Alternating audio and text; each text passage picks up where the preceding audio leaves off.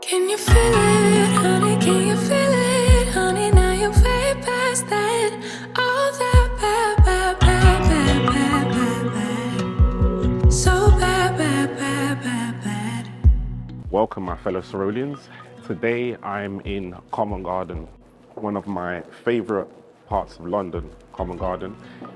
Obviously, it's famous for its restaurants and theatre life, but today I'm going to be exploring the history of Covent Garden.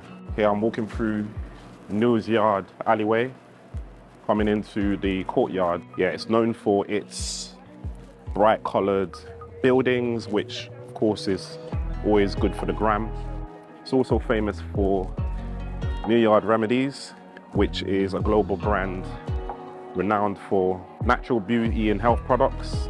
They're proud of the fact that they are ethical and they don't test any of their products on animals. That's something that they can boast and be proud of.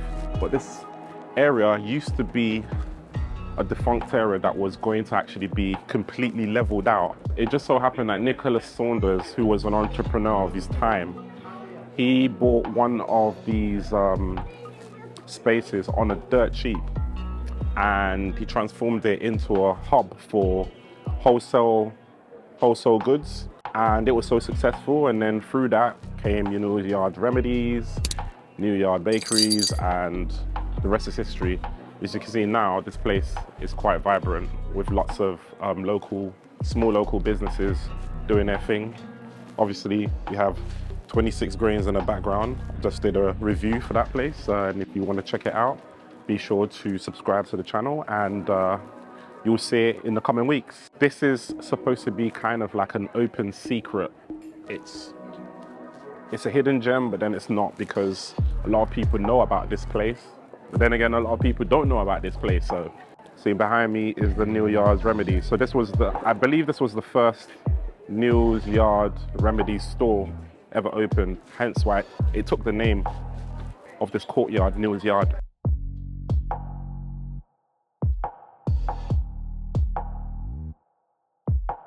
Walking right past 7 Dials Market, never actually been in this space before. In fact, I only just found out about it recently, and I've ventured past these streets many a times. I do get confused with these streets because 7 Dials has seven streets that intersect in the middle. So I'm not sure what the name of this street is. Shorts Gardens. Yeah, Shorts Gardens. 7 Dials is, technically it's Covent Garden, but I would say it's an area in its own right. On the way to Soho. It's a little bit far removed from the main square. How it gets its name? It gets its name from this sundial in the middle, right here. So this sundial leads out into 7 different streets, as you can see. So you got 1, 2, 3, 4, 5, 6, 7 streets. It's famous for Cambridge Theatre, which is I'm right in front of, where they showcase Matilda. I had the pleasure of actually going here once. I would thoroughly recommend coming to see this show. It's hilarious, it's funny, it's witty, it's just entertaining. It's just a good place to go to, and I would thoroughly recommend coming here.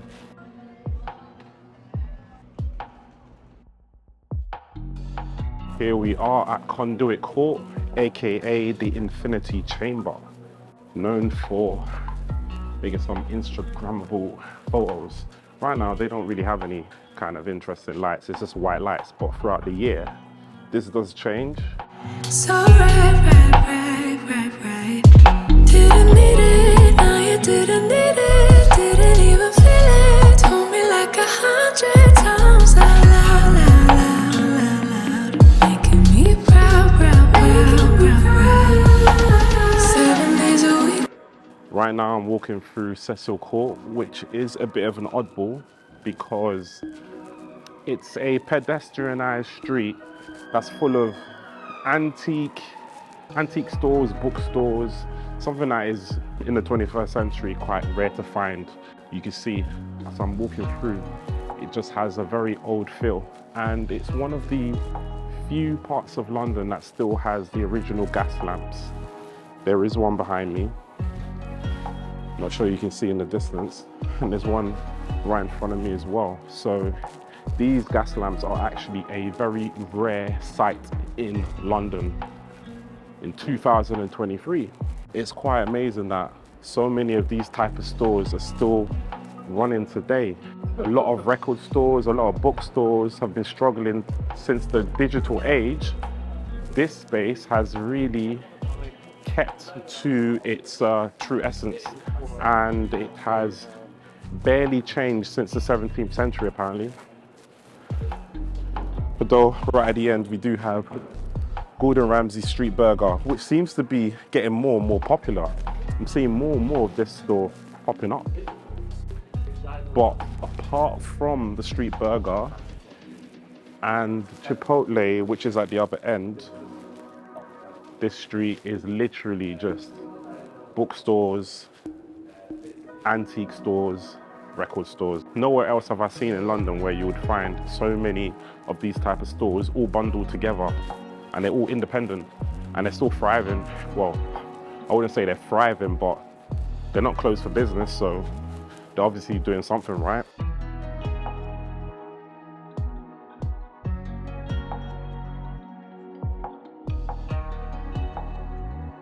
Just walking up New Road Street, another busy street in Covent Garden. Right here you can see Jamaica Patty Co. Let me tell you, one of the best Jamaican patties I've ever tried. They are expensive. I did do a review for that place a couple of years back. I'll stick the link for the video up here. But yeah, I'll definitely recommend that space. Check out the video, or better yet, just come here and try it for yourself. Didn't need it, now you didn't need it. Didn't even feel it. Told me like 100 times out loud, loud, loud, loud, loud.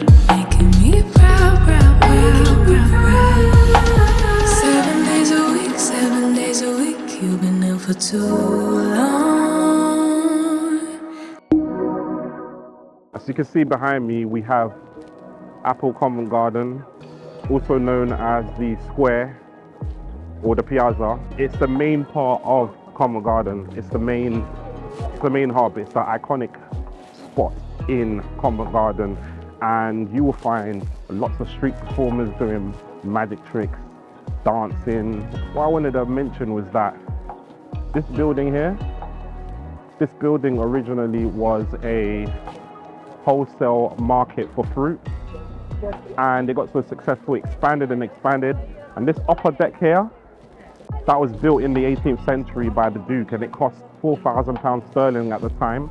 The market started in the 17th century and developed further in the 18th century.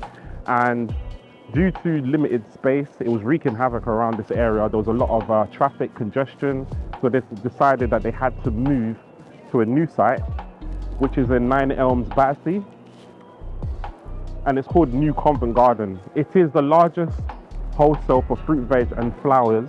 It is a market in itself, but it's a wholesale market. It's the largest in the UK. So that's where its new home was, and this place was meant to be, I think, demolished or whatever, but then they decided to keep it and they transformed it into what it is today, a hub for cafes, restaurants, pubs, the whole lot. Shake Shack. Fun fact, this was one of the, if not the first, Shake Shack restaurant in London. They're all over the place now, but there was a time when the only place I knew was the one in Covent Garden. But I can't say categorically for sure whether it was the first, but it definitely was one of the first.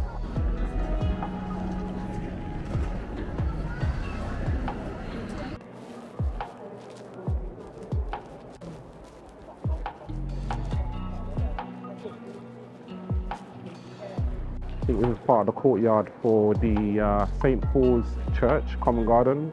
Not to be confused with the famous St. Paul's Church, which is in, well, it's not St. Paul's Church, it's St. Paul's Cathedral, because it's huge in St. Paul's, which not really a walking distance from me. I mean, you could walk it, but definitely not your usual walking distance.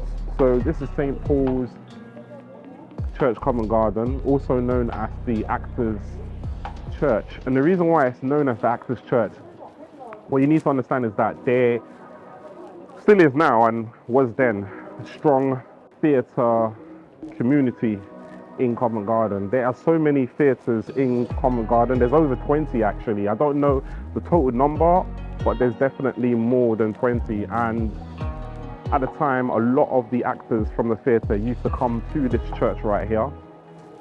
And so that's why it was known as the Actors Church. It actually has a lot of memorabilia. I was hoping to actually see some of this memorabilia, but the courtyard seems to be sectioned off, so I can't really see much. And yeah, I'm not gonna go inside the church. They do run services every Sunday at 11 a.m. and throughout the week. And they also do services to commemorate the actors in the heyday of theatre.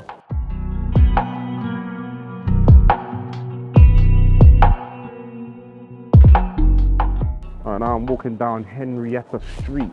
My memory serves me right. I went to a restaurant a couple of years back called Claw Majori, which is supposed to be a really fancy French restaurant. So fancy, in fact, that you have to book 3 months in advance to get a seat. It's that popular. And memory tells me that it was on this street. I might be wrong, but have a look actually. Okay, Claw Majori. No, it's on King Street. 3 minutes from here, so that will probably explain why the place is familiar. It's not far from here at all. Another Gordon Ramsay street burger. And right beside it, well, right in front of it rather, the oldest restaurant in London, Rules. Yes, I said it. This is the oldest restaurant in London. And it says they're established 1798. In the 18th century, it was quite popular with actors again, just like with the church. This place was very popular with actors. And it had some controversy also, because on the upper floor, it used to be a private residence for King Edward VII. He used to dine there with his mistress.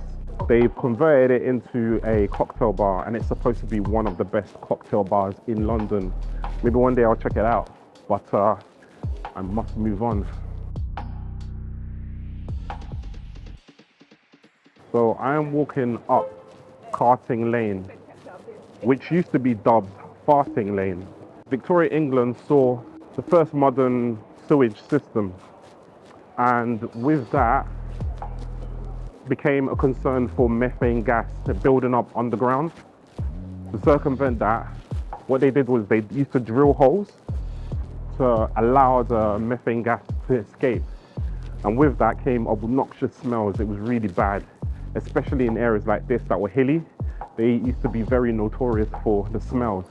And that's why I got the name Farting Lane. That lamp was used to burn off the methane gas. This young inventor came up with the idea to have the lamps burn on normal town gas like all the other lamps, but also burn off methane gas. So by doing that, they never had any concern for methane gas building up. But as the plumbing system started to advance, these lamps started to dwindle, and so that's the remaining lamp to exist. And in fact, fun fact, a lorry actually knocked it down. They had to put it back up again.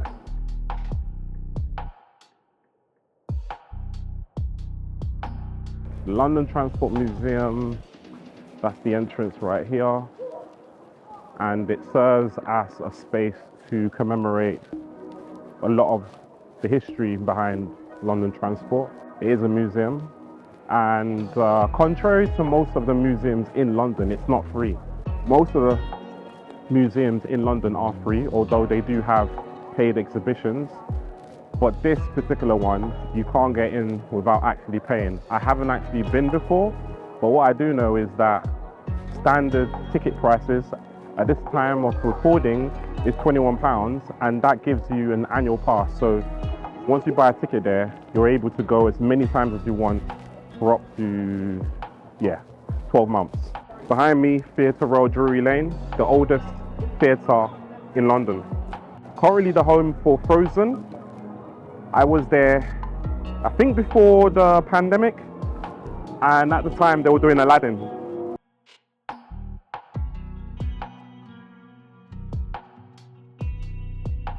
This is the Royal Opera House, home of the Royal Opera Company and the Royal Ballet Company. The building that you're seeing, splendid as it is its third reincarnation, because the first building and the second building both burned down. Let's hope it don't happen a third time, eh? I'm back at the main square, and I just remembered something that I forgot to mention about St. Paul's Church. It was designed in 1630 by Inigo Jones, who was the court architect of this place. He was instructed by the Earl of Bedford to build a church no better than a barn, because he was trying to save money. And Inigo Jones was famously known to have replied, well, it will be the handsomest barn in England. It's a very British thing to say. I think I'm going to be done with this exploration of Covent Garden. I hope you really enjoyed it. I had quite a lot of fun walking about, taking pictures, and just exploring hidden parts of the history in Covent Garden. I'm going to try and find a place to eat now, and that's going to be the end of this video. If you like it, you know what to do. Smash the like button, comment below, share the video. If you haven't already, make sure to subscribe to my channel. I make videos every single week. So, till next time, peace.